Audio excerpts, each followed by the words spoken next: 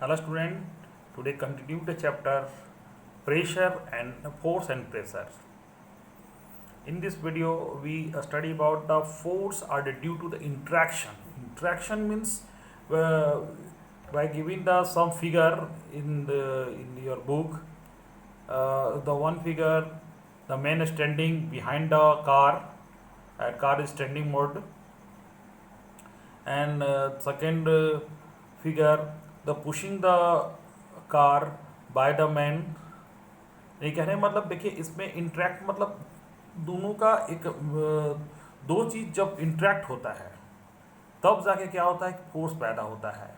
ऐसा इसके बारे में हमको समझना है। पहले कैसे होता है, पहले देखिए पहला में अगर वो गाड़ी खड़ी है, पीछे आदमी खड़ा है, तो क्या होता है कि जब तक इंटरेक्ट नहीं हो रहा तब तक फोर्स का फीलिंग नहीं हुआ। यानी कहना देखिए अब क्या है कि जब आदमी इसको पुश करना शुरू किया, मैंने बताया पुश एंड पुल ही कहलाता है फोर्स को। फोर्स में पुश होगा या पुल होगा, दो में से एक सिचुएशन होगा।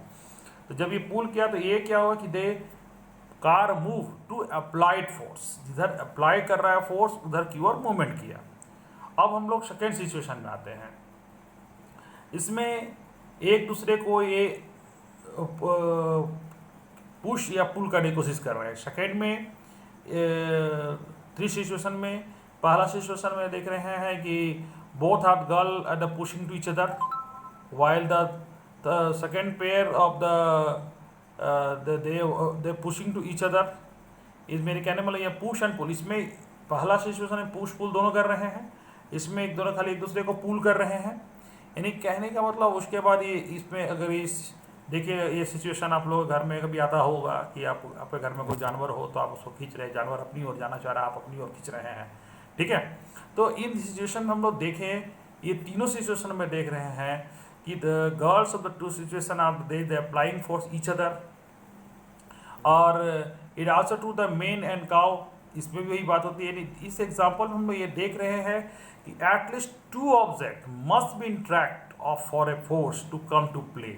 मतलब फोर्स को काम करने के लिए कम से कम इंटरेक्ट होना जरूरी है दो चीज़ों का, ठीक है, दो ऑब्जेक्टों का।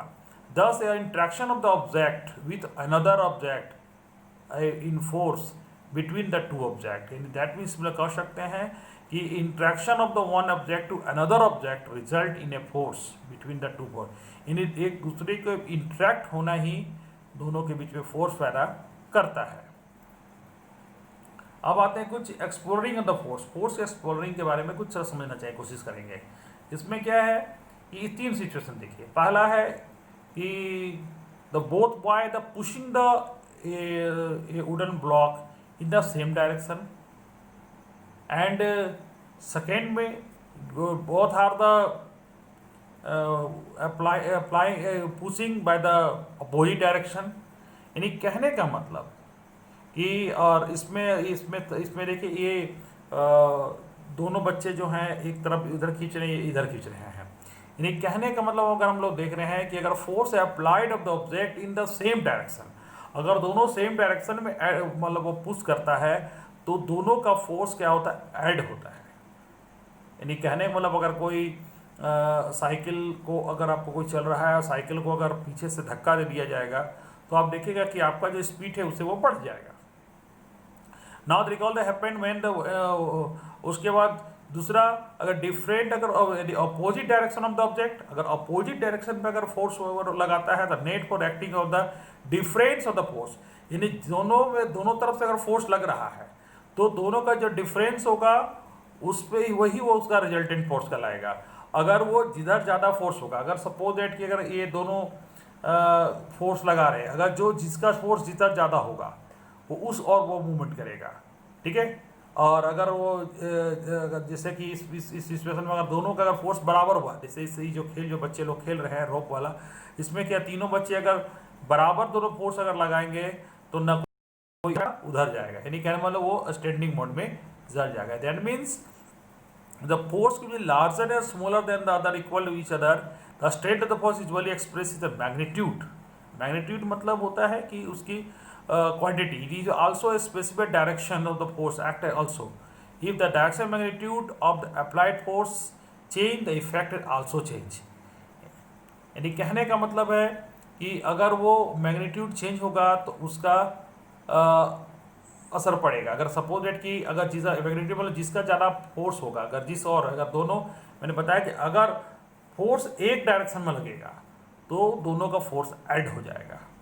अगर वो दोनों दो अपोजिट डायरेक्शन में लगेगा तो उसमें क्या होगा, दोनों का जो जो ज़्यादा, अगर मान लेते हैं आगे हायर क्लासेस में पढ़िएगा, इसको फोर्स को न्यूटन से डिनोटेट करते हैं। मान ले कोई उसको 10 न्यूटन से कर रहा है, 5 न्यूटन से कर रहा है, तो 10 और 5 पे घटेगा तो हुआ 5 न्यूटन का फोर्स, रिजल्टेंट फोर्स 5 न्यूटन हुआ।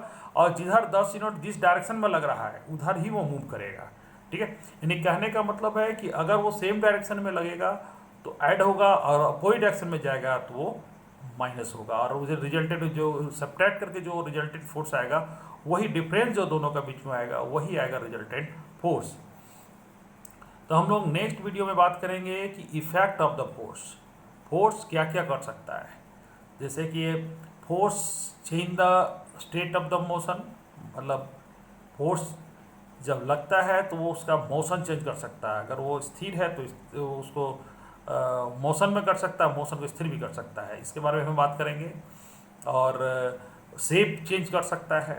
ठीक है, इसके बारे में और भी क्या क्या चेंजिंग होगा, फोर्स करता है, इसके बारे में हम लोग नेक्स्ट वीडियो पे बात करेंगे। आज के लिए